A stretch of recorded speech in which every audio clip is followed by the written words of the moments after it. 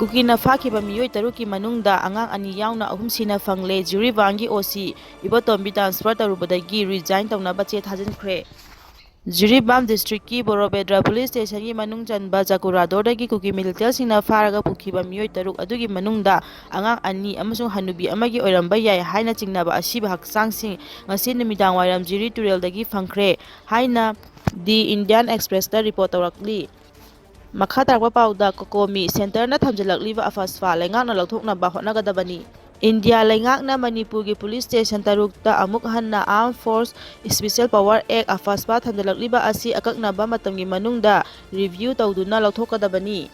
Afaspa amuk hanna thamjalakliba asi lauthokhinaba Manipur lengakna hotnagadabani haina Coordinating Committee on Manipur Integrity kokomi na akanba wafam thamlakli. Atoba pau amana Naga Singi ban Handokhre gari sing changlakpa haukhre. Manipur lenga ka wari sanaduna yanaba purakpadagi Naga People Organization NPO Senapati District Student Association SDSA amasung Senapati District Women Association SDWA na sangsilakpa potchai puba gari thingbagi khongjang matam kharagi oina Handokhre. Lambida banduna lairamba gari sing Imphal tamda sangsilakpa haukhre. Aroiba pauda yum mai chakre. Thobal district ki Wangjing lamding kaithialda leiba yum amang asi nungthilpung anirom tabada maina chakre.